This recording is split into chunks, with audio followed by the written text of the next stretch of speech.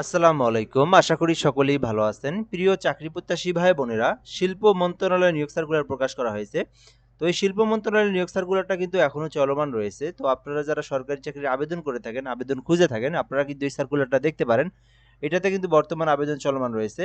তো এখানে বেশ কিছু পদসংখ্যা রয়েছে, যেখানে কম্পিউটার অপারেটর রয়েছে, ষাট মুদ্রাক্ষরিক রয়েছে। এছাড়াও এখানে অফিস সহকারী কাম কম্পিউটার পদসংখ্যা সহ গাড়ি চালক থেকে শুরু করে অফিস সহায়ক পদসংখ্যা রয়েছে।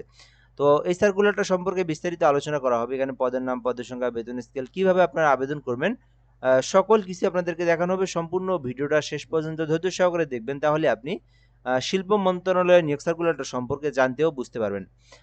আরেকটা বিষয় হচ্ছে, যারা আমাদের চ্যানেলে নতুন আছেন বা ভিডিওটা নতুন দেখতেছেন, অবশ্যই চ্যানেলটিতে সাবস্ক্রাইব করে রাখবেন। আমরা কিন্তু এই চ্যানেলে বাংলাদেশের সকল সরকারি নিয়োগ সার্কুলারগুলো আপলোড দিয়ে থাকি। তো একজন চাকরি প্রত্যাশী হিসেবে চ্যানেলটিতে সাবস্ক্রাইব করে আমাদের সঙ্গে যুক্ত থাকবেন। শিল্প মন্ত্রণালয়ের অধীনে পেটেন্ট, শিল্প, নকশা ও ট্রেডমার্কস অধিদপ্তর ডিপিডিটি এর রাজস্ব খাতভুক্ত নিম্ন বর্ণিত শূন্যপদসমূহ স্থায়ী, নবসৃষ্ট ও অস্থায়ী পদে উল্লেখিত ভিত্তিতে যোগ্যতা সম্পন্ন প্রার্থীদের আবেদনের জন্য আহ্বান করা যাচ্ছে। তো এটা একটা শিল্প মন্ত্রণালয়ের নিয়োগ সার্কুলার, যেটা কিন্তু রাজস্ব খাতভুক্ত স্থায়ী সরকারি নিয়োগ সার্কুলার। আর এই আবেদনটা বাংলাদেশের যে কোনো জেলার যে কোনো প্রার্থী আবেদন করতে পারবে। ছেলে মেয়ে উভয় আবেদন করতে পারবে। অনলাইনের মাধ্যমে আবেদন করতে হবে। ১ নম্বর পদের নাম হচ্ছে ষাট লিপিকার কাম কম্পিউটার অপারেটর, যেখানে একটি পদ রয়েছে ১৩ গ্রেডে। শিক্ষাগত যোগ্যতা চাওয়া হয়েছে যে কোনো স্বীকৃত বিশ্ববিদ্যালয় হইতে অনার্স অথবা ডিগ্রি পাস করে আপনারা আবেদন করতে পারবেন।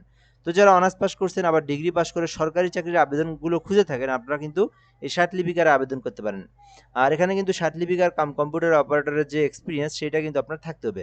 কম্পিউটার অপারেটর রয়েছে একটি পদ রয়েছে। বিজ্ঞান শাখা থেকে যদি অনার্স কমপ্লিট করে থাকেন অথবা ডিগ্রি পাস করে থাকেন, আপনি কিন্তু কম্পিউটার অপারেটর এই পদটিতে অ্যাপ্লিকেশন করতে পারবেন। আর এখানে কম্পিউটারের অভিজ্ঞতা ৩০ শব্দ ইংরেজিতে, ২৫ শব্দ বাংলায় থাকতে হবে। দেন আপনি অ্যাপ্লিকেশন করতে পারবেন। ৩ নম্বরে রয়েছে ষাট মুদ্রাক্ষরিক কাম কম্পিউটার অপারেটর, ৪টি পদ রয়েছে। শিক্ষাগত যোগ্যতা চাওয়া হয়েছে যে কোনো স্বীকৃতি বোর্ড হইতে, বিশ্ববিদ্যালয় হইতে অনার্স পাস অথবা ডিগ্রি পাস থাকলে আবেদন করতে পারবেন। তো যারা অনার্স পাস অথবা ডিগ্রি পাস করছেন এবং কম্পিউটার সম্পর্কে বেসিক নলেজ জানা রয়েছে এবং টাইপের গতি রয়েছে বাংলায় ৪৫, ইংরেজিতে ৭০, এরকম একটা টাইপের এক্সপিরিয়েন্স রয়েছে, আপনারা কিন্তু ষাট মুদ্রাক্ষরিক কাম কম্পিউটারে আবেদন করতে পারবেন। ৪ নম্বর পদের নাম অফিস সহকারী কাম কম্পিউটার মুদ্রাক্ষরিক। এই পদের নাম তো আপনাদের সকলেরই জানা রয়েছে। তো এই অফিস সহকারী কাম কম্পিউটার মুদ্রাক্ষরিক এটি কিন্তু ১৬ গ্রেডের, আর এটা কিন্তু ১২টি মোট পদ রয়েছে। তো আপনারা এই পদটি দেখতে পারেন। এখানে শিক্ষাগত যোগ্যতা চাওয়া হয়েছে উচ্চ মাধ্যমিক অর্থাৎ এইচএসসি পাশে আবেদন করতে পারবেন। তো যারা এইচএসসি পাশে সরকারি চাকরির আবেদন খুঁজে থাকেন এবং কম্পিউটার সম্পর্কে বেসিক নলেজ জানা রয়েছে, তারা কিন্তু এই অফিস সহকারী কাম কম্পিউটার মুদ্রাক্ষরিকে আবেদন করতে পারবেন। এরপরে পদের নাম দেখবো আমরা গাড়ি চালক, যেখানে দুটি পদ রয়েছে। অষ্টম শ্রেণী পাশ থাকলে আপনারা গাড়ি চালক পদে আবেদন করতে পারবেন।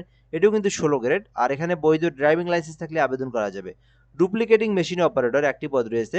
শিক্ষাগত যোগ্যতা চাওয়া হয়েছে শুধুমাত্র উচ্চ মাধ্যমিক অর্থাৎ এইচএসসি পাস করলে আপনারা ডুপ্লিকেটিং মেশিন অপারেটরে আবেদন করতে পারবেন। আর এখানে অভিজ্ঞতার কথা বলা হয়েছে ফটোকপি মেশিন চালানোর অভিজ্ঞতা। এরপরে রেকর্ড শর্টার পদ রয়েছে দুটি পদ। এসএসসি পাস করে আপনারা আবেদন করতে পারবেন রেকর্ড শর্টারে। যারা এসএসসি পাস করেছেন এখানে আলাদা কোনো অভিজ্ঞতার কথা বলা নাই, জাস্ট এসএসসি পাস করেছেন আবেদন করতে পারবেন। অফিস সহায়ক পদ রয়েছে।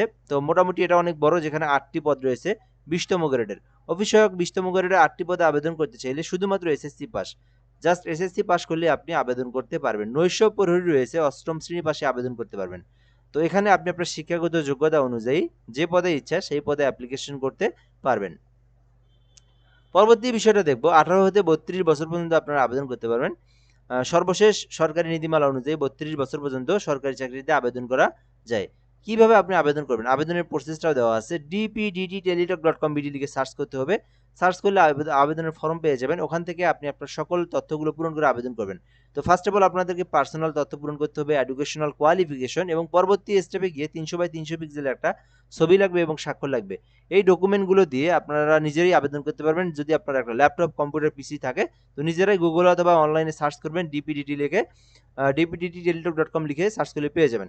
আর আবেদনটা কিন্তু ২৫ তারিখ পর্যন্ত চলমান থাকবে, অর্থাৎ এইটা হচ্ছে মার্চ মাস, আর এই মার্চ মাসের ২৫ তারিখ পর্যন্ত আপনারা এই শিল্প মন্ত্রণালয়ের এই নিয়োগ সার্কুলারে আবেদন করতে পারবেন।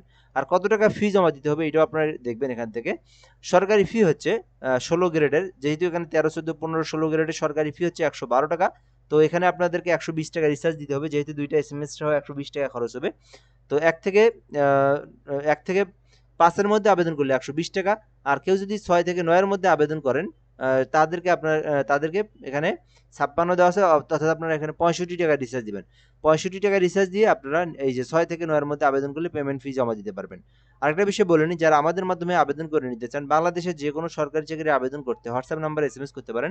আমরা কিন্তু একদম নির্ভুলভাবে যেকোনো আবেদনগুলো করে দিয়ে থাকি সরকারি চাকরির। একটা ফর্ম দেবো, আপনি তথ্যগুলো পূরণ করে দিবেন। আমরা কিন্তু আবেদন করে আপনাকে অ্যাপ্লিকেশন কপির পিডিএফটা সঙ্গে সঙ্গে পাঠিয়ে দেবো। তো চাইলে যোগাযোগ করতে পারেন এই নাম্বারে, হোয়াটসঅ্যাপে শুধুমাত্র এসএমএস করবেন। এরপরে দেখবো কিভাবে আপনি ফি জমা দিবেন। যারা নিজেরাই আবেদন করে নিজেরাই ফি জমা দিতে ইচ্ছুক, তো ফি জমা দেওয়ার প্রসেসটা হচ্ছে, ফার্স্ট অফ অল আপনারা এসএমএস লিখবেন ডিপিডিটি, লিখে ইউজার আইডি লিখবেন, তারপরে 163 নাম্বার সেন্ড করে দিবেন। পরবর্তীতে পিন নাম্বার দিবে, আবার আপনারা ডিপিডিটি লিখে ইয়েস লিখবেন, তারপরে পিন নাম্বার লিখে 163 নাম্বার সেন্ড করে দিলেই আপনার পেমেন্টটা সাকসেসফুলি সম্পূর্ণ হয়ে যাবে। তো এটি ছিল মূলত বিষয়। যারা এই সরকারি চাকরির আবেদন করতে চান, 25শে মার্চ পর্যন্ত সময় রয়েছে, এর মধ্যে আবেদনটা করবেন। তো ধন্যবাদ, ভালো থাকবেন, আসসালামু আলাইকুম।